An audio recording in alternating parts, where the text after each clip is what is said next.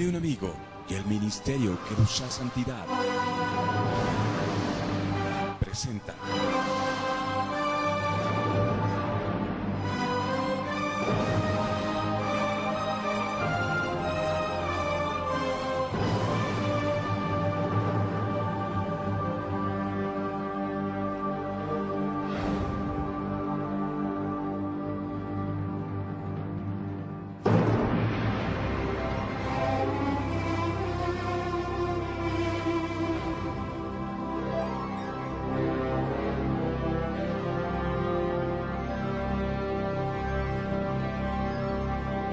Misterios y Enigma. ¿Qué tal, amigos y amigas? Buenas noches. Aquí empieza un espacio para conocer y estudiar más sobre los misterios y enigmas de la Biblia, junto al doctor David Damon, doctor Yatensi Bonilla y el pastor Arturo Norero. Les damos la más cordial de las bienvenidas.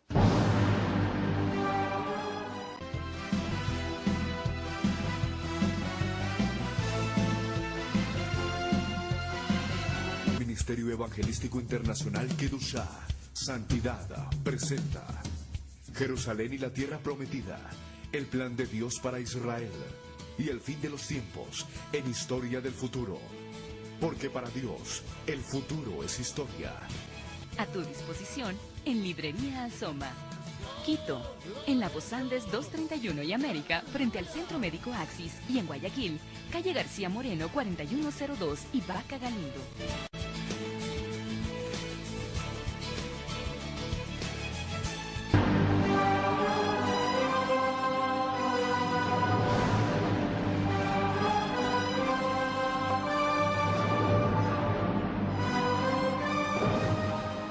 Bueno, Yatensi, yendo al tema, por favor, recapitulemos por un segundito, para quienes recién están llegando a la sintonía del programa, Misterios y Enigmas, que se retransmite del Ecuador al mundo entero a través de la cadena del Milagro y dileunamigo.org en el internet. ¿En qué idiomas llega la Biblia hasta nosotros? Desde el primer idioma en el que surge. Recapitulamos cortito, por favor. Bueno, vamos a recapitular de 4 programas que ya hemos estado viendo. La Biblia se escribió en 3 lenguas precisamente. El Antiguo Testamento en un hebreo, en varios tipos de hebreo, paleohebreo, cananeo, hebreo aramizado, hebreo propiamente y el arameo. Y el Nuevo Testamento en griego, pero en varios dialectos griegos, como el jónico, para los evangelios de Marcos, las cartas de Pedro, y el griego jónico era el griego de los campesinos, los artesanos, de los colonos del vulgo. ¿Ese es el koiné? Bueno, el koiné no es un dialecto, el koiné viene de koinonía, significa común popular. O sea, puede ser común un dialecto fino, como puede ser común un dialecto del vulgo. Ahora, el otro dialecto que se usó para escribir el Nuevo Testamento fue el dialecto ático, que es un dialecto elegante, proviene de los pensadores griegos, fue el griego que usó Homero para escribir la Odisea, la Ilíada, el griego que usó Platón para escribir la República, el griego que usó Aristóteles para escribir la Metafísica de Aristóteles o la Ética Nicómaco, y también otros literatos, filósofos griegos. ¿Y en la Biblia se aplicó eso? En Juan. Mire, los escritos del Nuevo Testamento más elegantes, usando el mejor griego ático, es Juan, Juan y la primera y segunda carta de Juan, Lucas y Hechos. Y hay un tercer griego que usa solamente Pablo en una de sus cartas a los romanos, que es el griego de los juristas, de los abogados, el griego legal, que es el ptolomaico. Ahora, esto en cuanto al Nuevo Testamento. ¿Qué libros usas, En la carta de los romanos. Ah, ya, sí. Qué bárbaro. Bueno, gracias. Bueno, esto es una recapitulación ligera, y también hablamos que el hebreo del Antiguo Testamento, que se usó para escribir el Antiguo Testamento, no tenía vocales.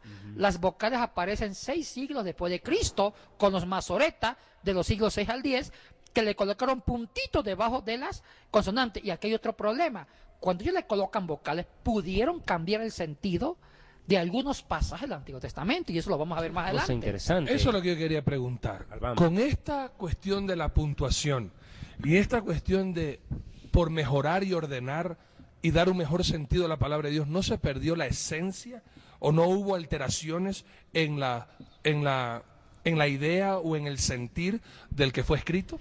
Mire, el programa pasado vimos la ditografía en el griego. Sí. Cuando una letra griega se confunde con otra, y vimos un ejemplo en Corinto. ¿Puede pasar eso también en hebreo? Sí, pero más que con consonantes, con vocales. Ajá. Y ahora hablemos de una ditografía en hebreo. Perfecto. Ahora Recordarles qué significa la diptografía, por favor. es cuando un copista antiguo que va a copiar un texto de griego o un texto de hebreo otra vez al griego, al hebreo, porque los copistas se encargaban de fotocopiar el texto. Como en aquel entonces no había flash memory, no había un CD, no había una fotocopiadora para decir, bueno, yo escribo el texto y voy a guardar en un archivo, en un flash memory. Entonces, ¿sabe cómo se hacía para conservar un texto? Otro lo volvía a copiar. ¿Qué características o qué cualidades o qué conocimiento tenía que tener un copiador? Bueno, ¿solamente un escritor nada más? Arturo, los copistas eran una institución, porque eran los únicos que fotocopiaban el texto. Como no había fotocopiadora, era volver a transcribir el texo. Un copista era un erudito, O sea que no era cualquier persona no que era sabía cualquier escribir. persona, eran No hablemos del expertos pasado. en ser leales y fieles a mantener la integridad del texto. Pero eran humanos, también se equivocaban, aunque intentaran ser íntegros. ¿Qué edad tenían que tener esto? Eran ancianos, no eran jóvenes. Los copistas tenían una edad de 50 años para arriba. Y por eso te quería hacer esta pregunta, ¿cómo se ha tergiversado ahora? Porque ahora las personas de edad son menospreciadas en una sociedad cuando en la antigüedad estos ancianos eran los sabios, los conocedores, los que de pronto eran los que hacían las cosas que ahora nosotros heredamos. ¿Y será por eso tal vez que ahora en la ancianidad muchos ancianos de verdad terminan sus días sin pasión porque ya no se los usa? Y no como aquel entonces que eran buscados para ser escudriñados de su sabiduría y su conocimiento. De acuerdo, los ancianos en el mundo antiguo tenían funciones muy importantes. Eran ellos las personas más confiables para las transcripciones. Un copista no era joven, era anciano por su ética, por su madurez emocional, por su seriedad en transcribir idéntico, porque el anciano era sinónimo de prudencia, de sabiduría, de honestidad, de integridad, de hacer las cosas correctamente, con paciencia. En cambio, el joven es mucho más impulsivo y puede dañar una copia. Entonces, por eso eran ancianos. Pero a pesar de eso, siempre hubo Por ejemplo, nos ibas a dictografía. hablar tú en hebreo, por ejemplo. Ya nos hablaste del griego, que fue algo espectacular, pero ahora en el hebreo también tú dices que hubo fallas en las vocales al momento de copiar. Sí, Arturo. Vamos a un ejemplo que ya lo hemos comentado mucho fuera de cámara, en restaurante, con mi amigo David. Es precisamente Génesis capítulo 1, versículo 1. Usted nos lo puede ayudar con la lectura en español. Yo voy en hebreo. Sí. Ya. En español Arturo. dice, en el principio creó Dios los cielos y la tierra. En el principio creó Dios, Vamos al hebreo. que es Bereshit. Bereshit, bara, Elohim, vet, Sí. hashanamayim, vet, haeretz. Ya. En el principio es Bereshit. Bara creó. Sí, Dios, Elohim. Pero miremos una cosa bien importante acá. Los eruditos, tanto de la Escuela Bíblica de Jerusalén, mire, les doy algunas ideas. Hay dos grandes museos de la Biblia en el mundo, donde están los mejores centros de investigación de ciencias bíblicas, donde guardan los mejores papiros, manuscritos. Jerusalén, obvio, Jerusalén. Donde ese museo lo trabajan, lo cuidan, esa famosa universidad bíblica, rabinos tanaítas, que usted sabe quiénes son los tanaítas, David. Eran los rabinos más Los confiables, sabios. los escribas modernos, que es toda una fuente de erudición, junto con los jesuitas. Increíble, los jesuitas son muy amigos de los rabinos tanaítas. Claro. Y en Roma hay otro centro que es el Instituto Bíblico de Roma. Ahora, tanto en Roma como en Jerusalén, estos eruditos viven investigando posibles errores de transcripción. Y ellos han descubierto que en Génesis 1.1 hay un error de transcripción. ¿Por qué? Resulta que cuando se escribió Génesis 1.1, se escribió en un hebreo sin vocales. En un hebreo sin vocales. Ayúdeme, tenga la bondad. Vamos, y la cámara va a enfocar acá. Vamos a aprender algo de cómo se escribía.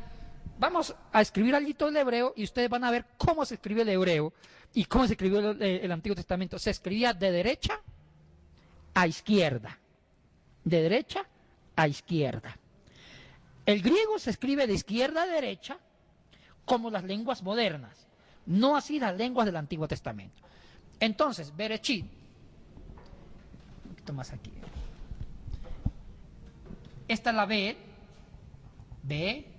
Rei, la Yo, la Shin, Bereshit, la Tau, al final. Barat, que es el verbo que está en discusión ahora. Antiguamente las raíces verbales siempre se daban tres, o sea, un verbo descansaba en tres letras, que eran la raíz verbal. Barak, con la Aleph final. Sí, a Elohim, etc. Bueno, me faltó espacio, aquí continúa a Elohim. Pero antes se escribía pegado, inclusive Bereshit estaba pegado con Barat, era una sola letra. Aquí ya lo separé. Resulta que lo que yo escribí aquí no había vocales, puras consonantes. ¿Cómo se pronunciaba Bereshit Barat? Se pronunciaba en base que habían letras consonantes que hacían las veces de vocales, como la Aleph, como la Ei, como la Yo, como la Vat o Vau, hacían las veces de vocales.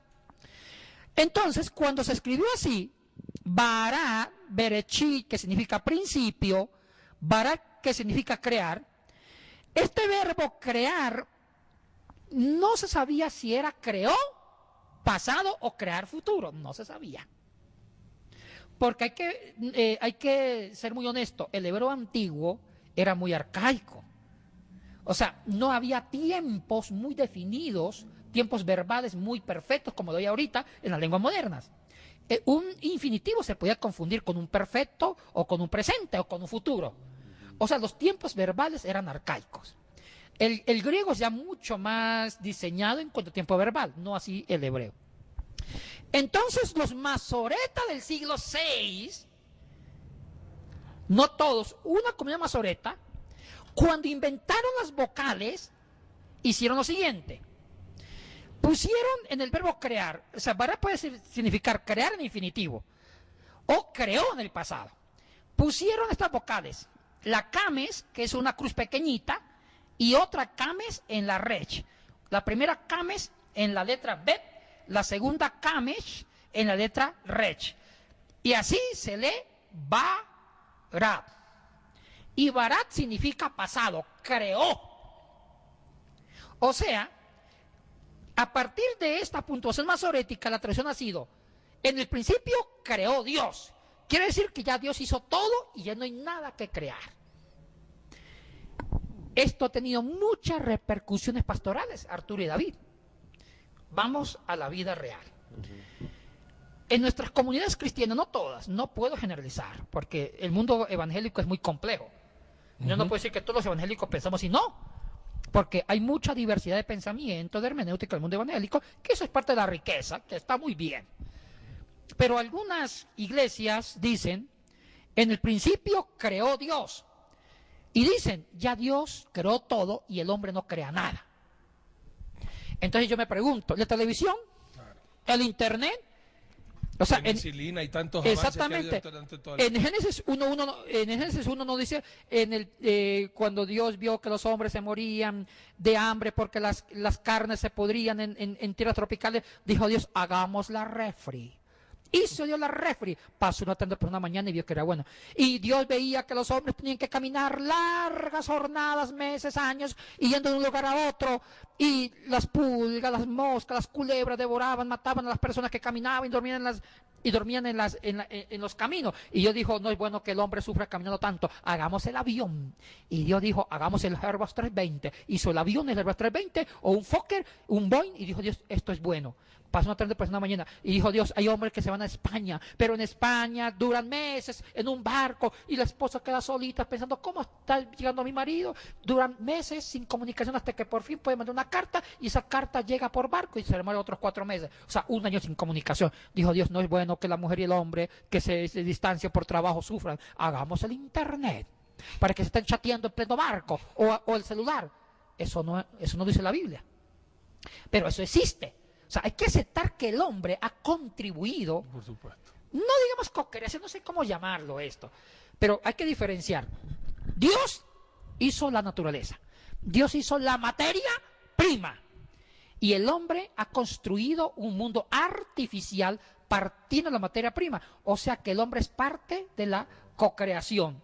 Es parte, porque Dios le dijo al hombre, lo hago a mi imagen, y Dios hizo al hombre a su imagen y semejanza. Significa que el hombre imita a Dios en el obrar, no en el ser, sino en el obrar. Y también Dios dijo al hombre señorear y sobrejuzgar la tierra. Significa que el hombre tiene potestad por Dios de hacer cosas que los animales no hacen, como hacer cosas que estamos hablando del internet, la computadora, invención a partir de la creación. O sea que Dios hizo la materia prima y el hombre sigue construyendo. Entonces, aquí hay el problema. Los judíos sí sabían esto. Los judíos sabían que el hombre seguía construyendo su mundo a partir de lo que ya Dios hizo. Y resulta que algunos masoretas colocaron Bará, dando a entender que significa que ya Dios hizo todo. Pero otros masoretas de Tiberíades no colocaron Bará, colocaron así. Volvemos a repetir el verbo.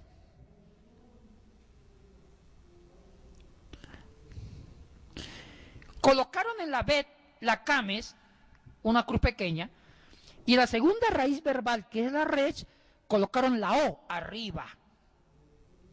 O sea que no colocaron de nuevo la cames, sino una o que se llama en pronunciación masorética la holen. ¿Qué significa baró? Significa crear, infinitivo. O sea que los masoretas no se pusieron de acuerdo. Para unos masoretas, Dios ya creó todo. Para otros, Dios empezó a crear. Y el hombre continúa con la construcción de su mundo. Entonces, ¿cuál es en sí la propia transcripción masorética? ¿Es baró o bará? Depende, porque esto tiene efectos pastorales. Si usted traduce con baró, quiere decir, en el principio empezó Dios a crear. Si decimos que en el principio empezó Dios a crear, quiere decir que la creación se sigue dando a través del trabajo y de la invención del hombre humana, que es real. Esto no es herejía, es real. El hombre sigue inventando cosas. Y la naturaleza sigue funcionando bajo un perfecto orden y Dios sigue creando, la naturaleza se sigue reproduciendo. Ahora, ¿quién tiene aquí la razón? Porque aquí hay dos escuelas masoretas que no se pusieron de acuerdo. Y explico. Los masoretas que usaron el bará son los masoretas de tipo egipcio, porque había masoretas en Egipto. Y los masoretas tiberíades, que se quedaron en la región, no sé cómo llame, si Palestina, Judea o tierra de Judea, tierra de Israel, son los más confiables. Los masoretas de Tiberíades dicen barot, quiere decir, en el principio empezó Dios a crear, dando a entender que la creación se sigue dando a través del trabajo del hombre y a través de la cultura, porque la cultura proviene de la mente, la mano del hombre, y la cultura es una forma de invención. Y esto es real, entonces, parece que la mejor traducción es infinitivo abierto, barot. ¿Y sabe cuál es la única versión que traduce no tanto creó, sino crear? La lenguaje actual. Esa es la Biblia cafecita. ¿De cuál sería la traducción correcta? Sería, en el principio empezó Dios a crear los cielos y las tierras, dando a entender que el hombre sigue la obra de la construcción. Pero aclaro y advierto, no quiere decir que el hombre es igual de creador que Dios, no, porque Dios hizo lo que el hombre no puede hacer. Dios hizo las leyes, creó la naturaleza. El hombre puede inventar a partir de las leyes creadas, pero sigue el hombre inventando, y eso es parte de una cocreación. Arturo, ¿tenés algo que aportar? Sí, es espectacular lo que nos ha dicho Yatensi, y es verdad, es el Señor mismo quien nos da a nosotros la capacidad, cuando Él mismo en Génesis nos da la orden de sojuzgar y justamente de regir la tierra. Y por eso es que después nosotros vamos a tener que darle cuenta a Dios de lo que hemos hecho al planeta y cómo lo hemos destruido. Por una parte Dios lo construye, pero por otra parte, por la avaricia, el hombre también está destruyendo grandes sembríos, plantaciones, árboles, y está destruyendo el planeta. No hay duda de que las Sagradas Escrituras, a pesar de que han pasado por varias traducciones, ni el paso del tiempo ni cuestionamientos de su verdad han tenido validez ante la inminente realidad de que hoy podemos contar con un libro inspirado por el mismo Dios, el cual, Su esencia y su mensaje jamás ha cambiado. Hoy les presentamos un reportaje de varios expertos en el tema, de cómo se originó la Biblia, que aunque pueden tener diversidad de credo, llegan a un solo punto: la Biblia, el libro más importante para la humanidad.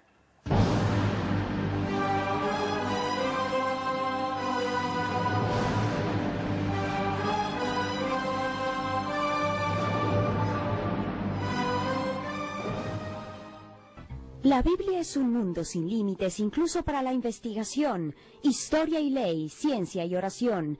La Biblia, questo complesso di libri, La Biblia, este grupo de libros, tiene dos autores: el autor divino, que es Dios mismo, y el autor humano, que son los hagiógrafos, los escritores. Dios, como autor divino, ha inspirado, ha asistido la inteligencia, la voluntad, las facultades ejecutivas, es decir, aquello que hace a un escritor.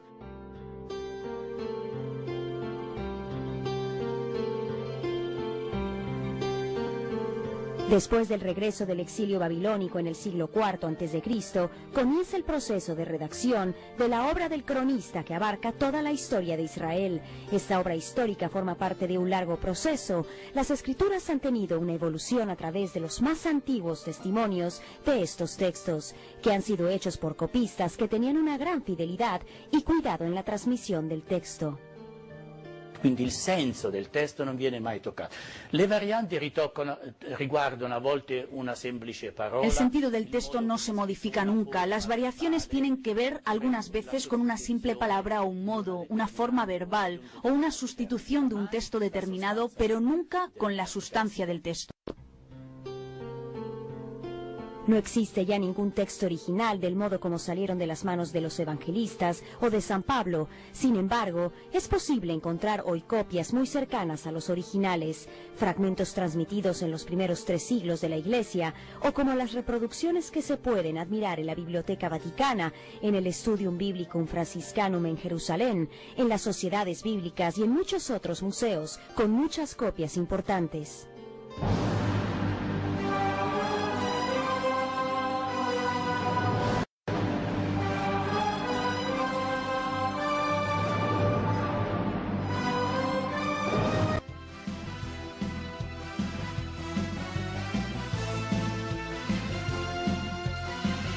Ministerio Evangelístico Internacional Kedushá, Santidad, presenta Jerusalén y la Tierra Prometida, el plan de Dios para Israel y el fin de los tiempos en historia del futuro. Porque para Dios, el futuro es historia. A tu disposición en Librería Asoma. Quito, en la Voz Andes 231 y América, frente al Centro Médico Axis, y en Guayaquil, calle García Moreno 4102 y Vaca Galindo.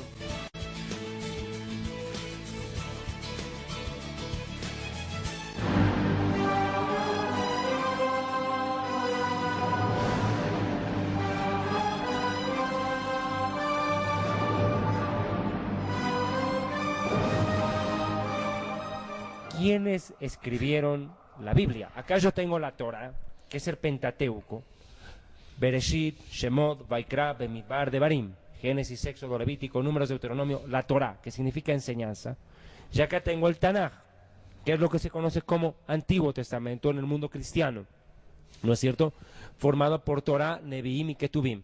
La Torah, o sea, el Pentateuco, los Neviim, los profetas, y los Ketuvim, los escritos, donde dan salmos, proverbios, libros sapienciales y qué sé yo, aclarando que nuestra Biblia, cuando digo nuestra, la Biblia judía, el Antiguo Testamento, llamado el mundo cristiano, tiene un orden de libros muy distinto al orden de, por ejemplo, las Biblias cristianas, la Reina Valera, qué sé yo, donde, por ejemplo, la tuya acaba en el Antiguo Testamento con Malaquías, la mía acaba con Segunda de Crónicos, que es el resumen de todo desde el Génesis hasta el mismo Malaquías. Bien, ¿quiénes escribieron esta maravilla llamada Biblia? Mire, hay que hacer dos diferencias, o varias diferencias, precisiones. El autor sagrado de la Biblia es Dios. Qué buena respuesta. ¿Puedo acotar Sí. a eso? Segunda de Pedro, capítulo 1, versículo 21, dice, 20 y 21. Entendiendo primero, vuelvo a repetir, Segunda de Pedro 1, 20 y 21 para que usted copie. Entendiendo primero esto, que ninguna profecía de la Escritura es de interpretación privada, Porque nunca la profecía fue traída por voluntad humana, sino que los santos hombres de Dios hablaron siendo inspirados por el Espíritu Santo. ¿Puedo decir algo de ese versículo? ¿Sí? ¿Qué quiere decir que la profecía no es de interpretación privada? Algunos locos, pongamos un loco, pues que está en Puerto Rico, a propósito nos ven en Puerto Rico, Camuy, San Juan de Puerto Rico, porque la señal se difunde a través de la cadena del milagro a 128 naciones que llega a este programa, Misterios y Enigmas. Pero en Puerto Rico hay un loco, José Luis de Jesús Miranda, que agarra un versículo de la Biblia y dice, esto se refiere a mí. Ojo, eso quiere decir que la Biblia no es de interpretación privada. El único que se atrevió a decirlo así fue el Mesías. Dijo, este versículo habla de mí, pero lo dijo el Mesías, pero no cualquier humano. Así es.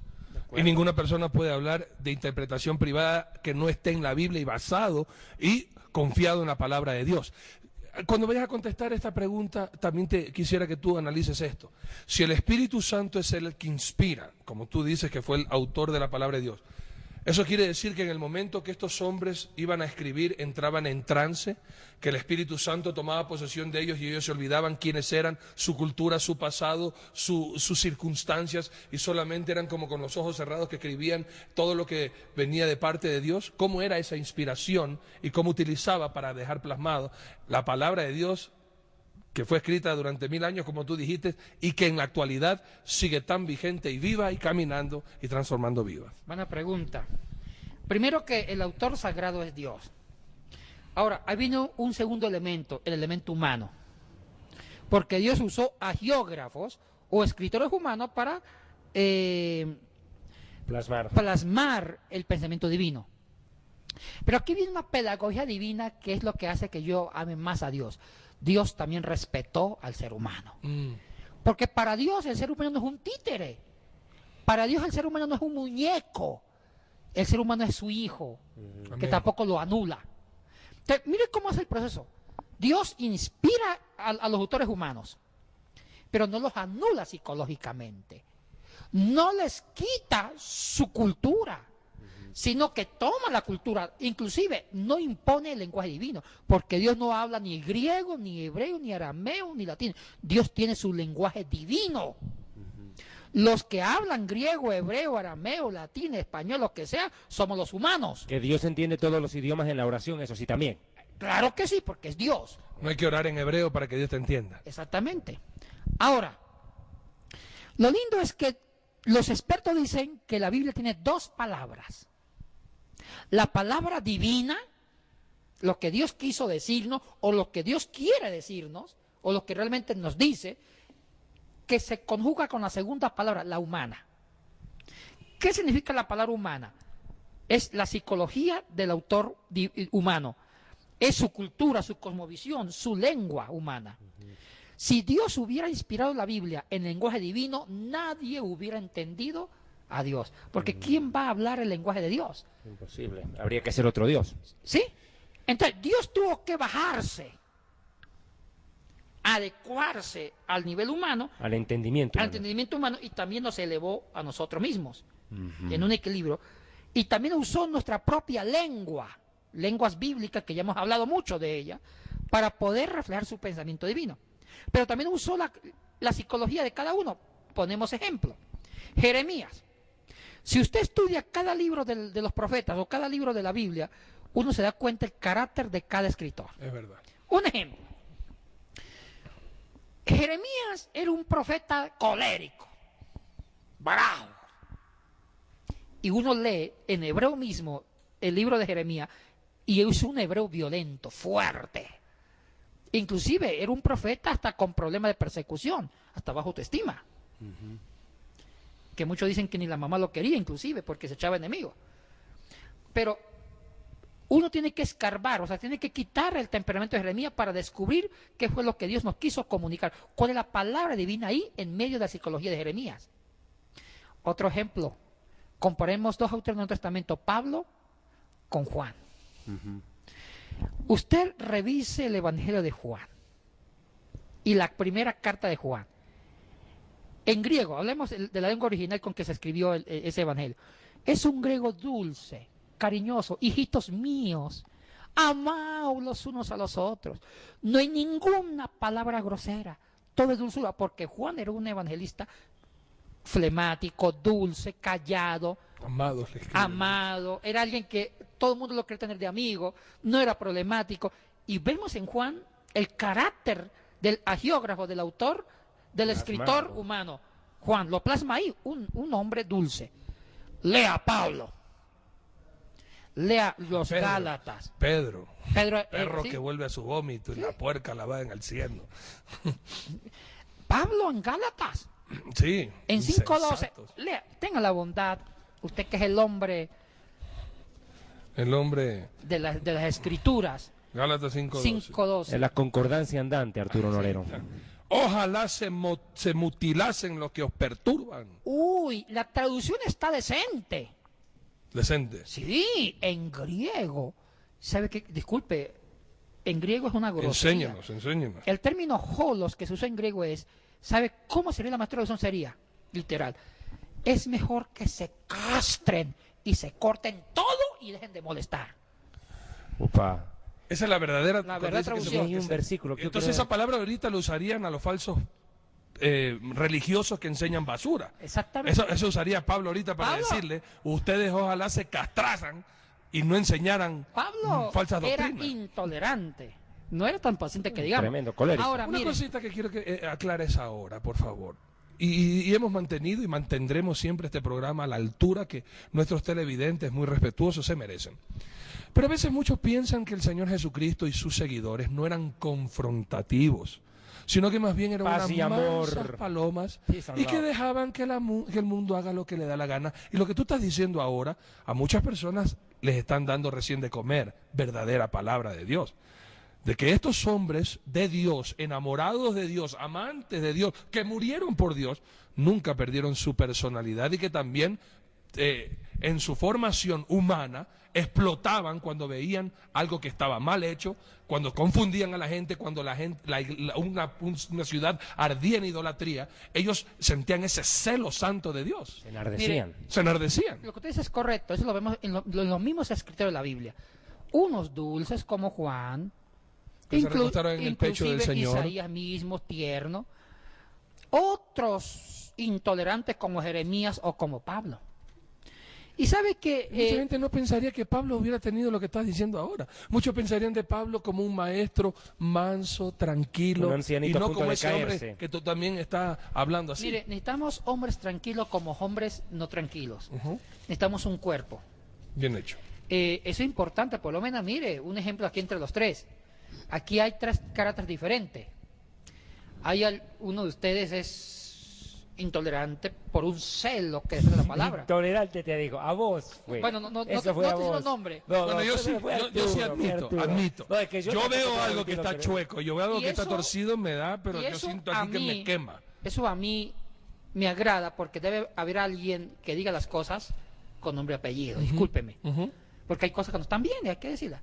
Hay otros que no es su personalidad, son más tranquilos, más amorosos, más Está diplomáticos, hablando ya te encima manilla. que nunca se atrevería a decir eso. El panadero lava el pan propio. Pero, o sea, nadie es mejor que nadie, nadie es mejor Así que es, nadie. necesitamos un balance. Un equipo, y eso está en la Un Biblia. equilibrio. En cambio, retomemos lo de Pablo. Pablo realmente está enojado y usa una expresión. ¿Sabe cuál el Gálatas contexto de 3:1, por favor. Sí, ¿y sabe cuál es? Antes que leer 3:1, ¿sabe cuál es el contexto de Gálatas 5:12? Lo que pasa es que cuando Pablo abrió las primeras iglesias en su primer viaje misionero en Galacia del Sur, en Iconio, Derbe, Listra, que es la carta que dirige a los Gálatas, resulta que los judaizantes, Los falsos judíos. los falsos judíos, empezaron a confundir la doctrina de Cristo con tradiciones judías. Así. ¿Y sabe La qué gracia cosa? por la esclavitud de la ley. ¿Sabe qué cosa enseñaban los judaizantes? La circuncisión. Para creer en Jesús, requisito ser circuncidado, les decían. O sea, entonces, ¿sabe qué está diciendo Pablo ahí? A los judaizantes de Ajá. Gálatas 5:12, porque los judaizantes enseñaban, usted sabe qué es la circuncisión, cortar El prepucio, nos el cortan prepucio, el prepucio. ¿no? ¿sí? Entonces Pablo en forma sarcástica dice, ¿cómo es la traducción? Mejor que se mutilasen. Ojalá se mutilasen los que os perturban. Lo que quiere decir es que mejor que se castren todo. En lugar de que corten el prepucio, sáquense los testículos también. Hagan todo completo. Es un sarcasmo. Claro. Ahora, Gálatas Wow. 3, versículo 1 me llama la atención. Oh, Gálatas insensatos, ¿quién los fascinó para no obedecer a la verdad? En otra versión dice, ¿quién los ha hechizado? ¿Qué dice el original? Justo eso. O sea, ¿quién lo ha perturbado? Y le dice ¿Quién... Gálatas torpes, les dice. O sea, hasta brutos también se puede traducir. Claro. ¿Sí? Brutos, Y les la dice. palabra insensatos es una palabra muy fina en español, pero en griego se usa una expresión griega que es mucho más grave que insensato. Es decir, brutos. ¿Y Yeshua no usó palabras groseras? Sí, hay una. Yo encontré una. Cuando le dicen, Herodes busca para matarte, y le dicen, vayan y díganle a esa zorra. ¿Qué quiere decir zorra? Para nosotros los judíos, decirle zorra a un hombre, decirle gay o homosexual, es un honor, pues. Le mandó una pero, de calibre, pero que acá en televisión no la podemos mandar. Pero se la mandó bien mandada. Ahora, para no perdernos el propósito de estos ejemplos, en conclusión hay dos palabras. La divina, que es la palabra inspiracional, lo que Dios nos quiere enseñar, y la humana, que es el temperamento del escritor, su cultura, lo que él conocía. Se mezclan dos palabras, la divina y la humana. En hermenéutica hay que separar lo humano con lo divino. Entonces, cuando uno predica en el púlpito, tiene que predicar no tanto la cultura de Pablo, sino lo que Dios nos quiere decir a través de Pablo, a través de la cultura de Pablo y a través de las palabras de Pablo. Uy, es importante saber diferenciar esto. Entonces, hay un autor que es Dios, pero hay un segundo autor que es el agiógrafo humano, que colocó su cultura, su personalidad, su psicología, y Dios habla a través del autor humano. Hay que diferenciar. Ahora, una corrección importante: nunca vuelva absoluto el autor humano. No importa quién fue el que escribió, si fue Pedro o fue Pablo, no importa eso. Lo importante es que por encima de ello está Dios. ¿Por qué quiero decir esto? En el Pentateuco hay muchas críticas y dudas de que haya sido Moisés el que escribió Pentateuco. Qué cosa, ¿no? Hay muchas dudas en es lo que se llama la alta crítica. ¿Desde cuándo viene eso? Eso viene del siglo XVIII, con el racionalismo en la Europa occidental, cuando Julius Wellhausen, uno de los más grandes expertos en Antiguo Testamento, descubre contradicción del mismo Pentateuco. Él dijo, mire, ojo, no lo digo yo, estoy recogiendo las teorías de grandes eruditos.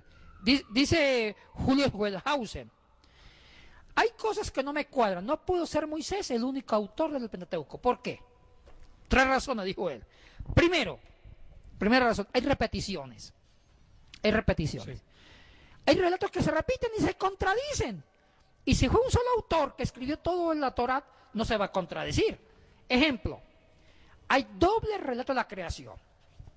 En Génesis 1, Dios crea primero el mundo y por último creó al hombre. O sea que es un relato gradual, va de menos a más. Primero Dios ordena la oscuridad de la luz la separa de la oscuridad, ordena las aguas que están en un solo lugar, la tierra la descubre, crea los animales, primero las plantas, después los animales y por último el hombre. En cambio Génesis 2 es lo contrario. Primero crea al hombre y después crea el mundo. Entonces la pregunta es, ¿quién fue primero? ¿El huevo o la gallina? ¿Primero fue el hombre o el mundo o el mundo el hombre? O sea que Génesis 1 es diferente a Génesis 2. Entonces, dice Julio Wellhausen, aquí me parece que hubo más escritores. Y también se repite, Deuteronomio es otra forma de ver el decálogo que Éxodo. Hay 2 listados de leyes, una cosa es Deuteronomio y otra cosa es Éxodo. Segundo argumento, ¿cómo va a ser que Moisés narra su muerte? Sería el tercero ya. Tercer argumento sería, ¿no? No, primero, porque primero hablé de otro ejemplo de que se repite. Bueno, perdón, sí, lo siento. Segundo es que Moisés narra su muerte. ¿Cómo puede ser que un escritor Pentateuco está diciendo en Deuteronomio, me voy a morir? ¿Y cómo me van a enterrar? No cuadra. Y tercer argumento, que es el más, pero el más convincente, es el filológico, el lingüístico. Estudiando los manuscritos masoréticos, inclusive los manuscritos en griego, la Septuaginta, y otros manuscritos del hebreo sin vocales, se ve que hay varios estilos de hebreo en el Pentateuco. O sea, parece que hay varios autores. Porque hay conjunción, hay añadidos, hay textos que se pegan al otro. O sea, lingüísticamente no hay un solo hebreo, hay varios hebreos en el Pentateuco. Entonces Julio Wellhausen propuso la teoría que el Pentateuco no fue escrito por Moisés, sino por varias tradiciones. Tradiciones que en el siglo X se fueron juntando y que Esdras las recopiló y formó la Torá. Tradiciones como la yavista, la eloísta, la sacerdotal, la deuteronomista. E inclusive hay 15 formas de nombrar a Dios. Claro que en el español solamente hay uno, Dios, Dios, Dios. Pero en hebreo se usa 15 formas, 15 nombres diferentes de Dios en los 11 primeros capítulos de Génesis. Algunos de ellos son El Shaddai, el Todopoderoso, Elohim, Elohim, que es plural, dioses, ¿sí? Eloah, el Dios, El, Dios, inclusive Baal. Increíble eso. Señor, Señor. no Adonai. No, Adonai. Y después usa el Yahweh. A partir de cuando Dios revela el nombre a Moisés, a partir del Éxodo, ahí se usan las 4 letras sagradas, que es... Yod, Hei, Vav, Hei. De acuerdo. Entonces, todo esto han propuesto que Moisés no tuvo que ver con la Torah. Qué cosa más seria. Ahora, aquí entra mi postura. ¿Cuál es lo que yo pienso sobre todo esto? ¿Qué te parece si nos vamos ahorita al corte, los dejamos picados y a la vuelta del corte hablamos de eso? Moisés ¿Y qué dice la Biblia? Mire, por favor, no se aparte, no conteste el celular, descolga el teléfono, saca tu bolígrafo, tu puntabola, viste, tu papel y Biblia, y atende y no converses, porque lo que viene después del corte... Un tema de vital importancia es la traducción de la Biblia hebrea a la lengua griega. Estamos hablando, sin lugar a dudas, de la Septuaginta. Aquí se apreciará su historia, estilo de traducción y teología.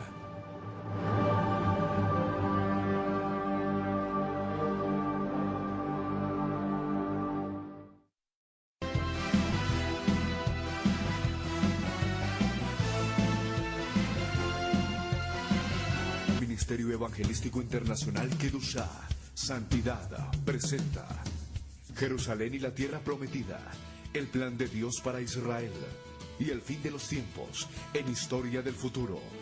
Porque para Dios, el futuro es historia. A tu disposición en Librería Asoma.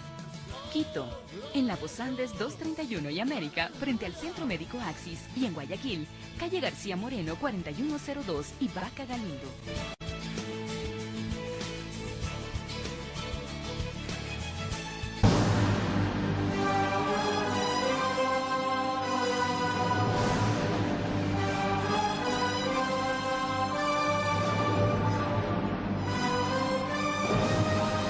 Bueno, siguiendo con la explicación, no nos asustemos.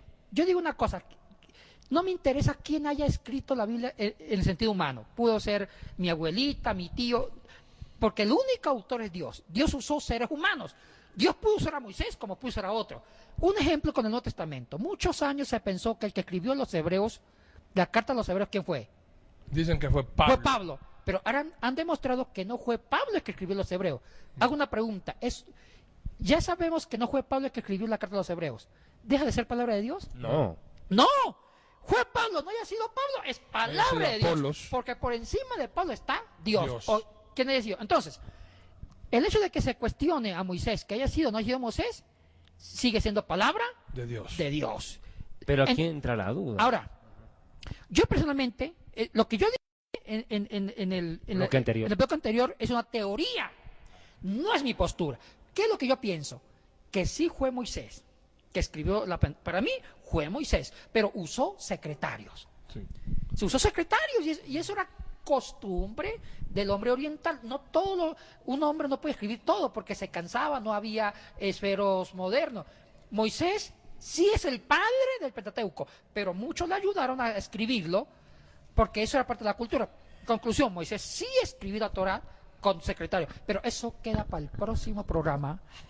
Este es como la telenovela Laberinto de Pasiones, continuará. Amigos televidentes, para Arturo Yatensi y para mí ha sido un honor compartir con ustedes este programa más de Misterios y Enigmas. Nos encontramos, la próxima semana. Dale, shalom. Les agradecemos por haber compartido este tiempo junto a nosotros y les recordamos que Misterios y Enigmas es retransmitido al mundo a través de www.dileunamigo.org. Les esperamos el próximo domingo a las 21 horas. Buenas noches.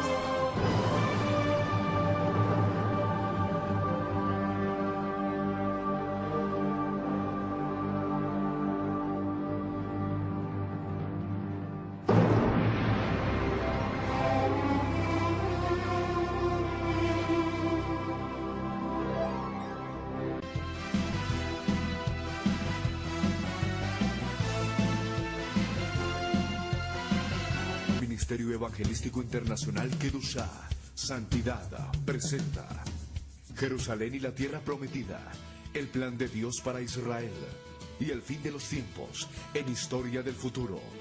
Porque para Dios, el futuro es historia. A tu disposición en Librería Asoma. Quito, en la Voz Andes 231 y América, frente al Centro Médico Axis, y en Guayaquil, calle García Moreno 4102 y Vaca Galindo.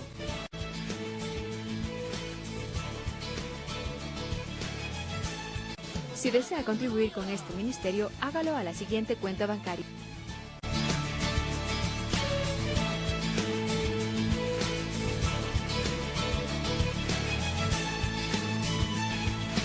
Permítanme, por favor, hacer uso de unos minutos más de este su programa Historia del Futuro, porque para Dios el futuro es historia. Deseo hacerles conocer de la manera más respetuosa dos anuncios importantes. El libro Historia del Futuro ya está a su disposición en su nueva presentación.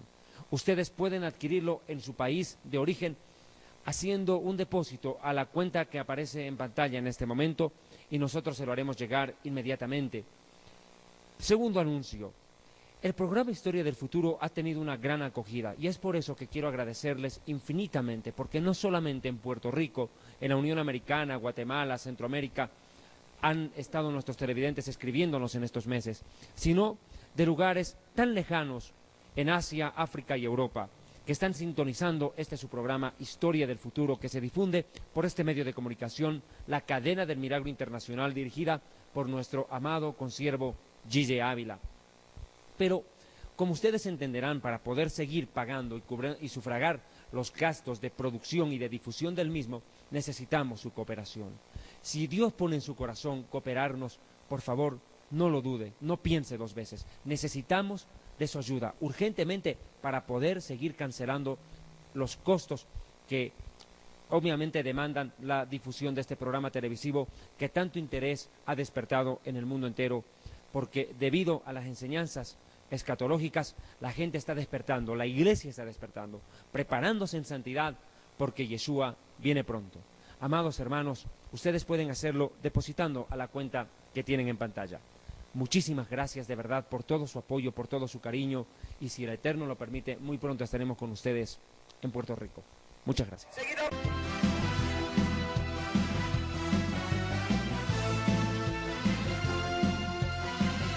Ministerio Evangelístico Internacional Kedushá, Santidad, presenta Jerusalén y la Tierra Prometida, el plan de Dios para Israel y el fin de los tiempos en historia del futuro.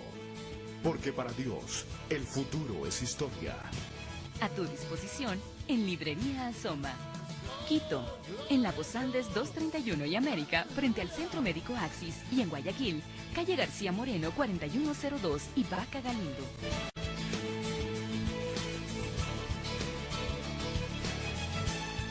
Vamos a presentar en esta noche la persona que a su vez va a presentar el evangelista Gigi Ávila. Y en esta oportunidad tenemos a un judío mesiánico salvado por Jesucristo por revelación, que ha venido para estar con nosotros desde Ecuador, el doctor David Diamond. Muchas gracias, mamá. Shalom, Venezuela. Adonai, el Dios de Abraham, el Dios de Isaac, el Dios de Jacob, bendiga esta nación. Que el rey de los judíos, el rey de Israel, resplandezca en su gloria sobre este país. Hermanos, estamos viviendo un tiempo final de la historia. La iglesia está jugando sus últimos minutos en la tierra. Muy pronto sonará la trompeta y la iglesia será llevada a los cielos. Venezolanos, despierten. Porque el Señor mismo, con voz de mando, con voz de arcángel y con trompeta de Dios, descenderá del cielo, y entonces los muertos en Cristo resucitarán primero.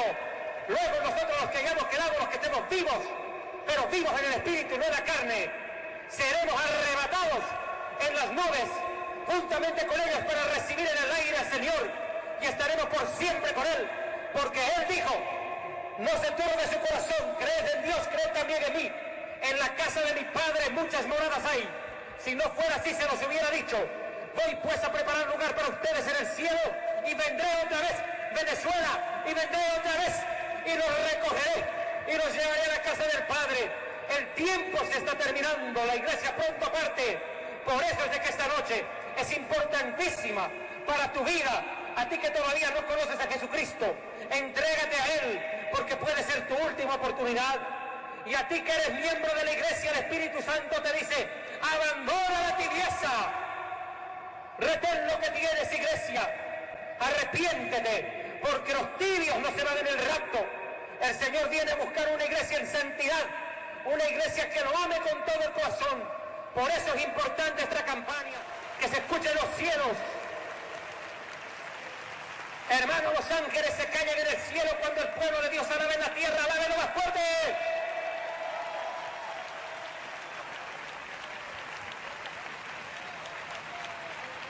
Recibimos al hermano Gille Ávila, Ciudad Bolívar, Venezuela.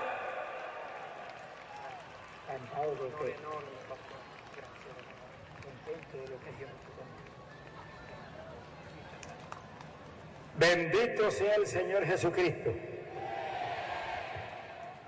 Alabado el nombre de Dios. ¿No se oye? Alabado el nombre de Dios. Ahora sí que rompieron los tímpanos del diablo. Bendecido sea el Señor. ¿Cuántos sienten gozo del Señor? Dios me lo bendiga.